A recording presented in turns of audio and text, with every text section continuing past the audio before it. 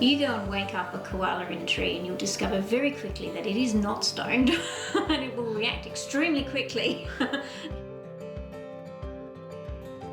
My name's Danielle Clode and I'm the author of Koala, which will be out in October.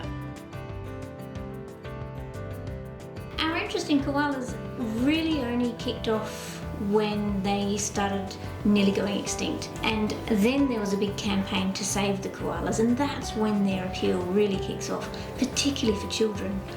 So it was children's book writers, women who wrote children's books, who really kicked off that campaign to save koalas. I thought koalas would be pretty simple to write about. Then they live in trees, they eat gum leaves. What's to make it difficult? In actual fact, the big surprise for me was just how complicated they are.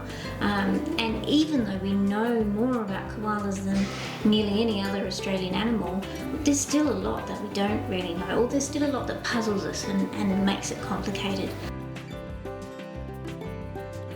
Like most marsupials, they have a two-pronged penis.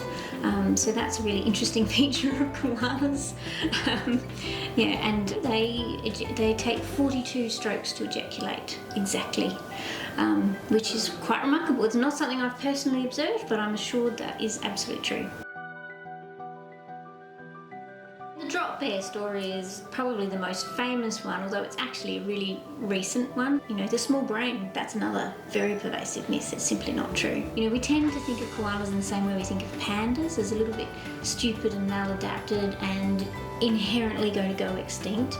And I think that's problematic because people don't take responsibility for the fact that actually we're having the bad effect on koalas. Koalas are, in fact, an incredibly resilient species. If they're having trouble, we're really stuffing things up badly, and we really need to look harder at what we're doing to make sure that we're not putting these animals under so much pressure.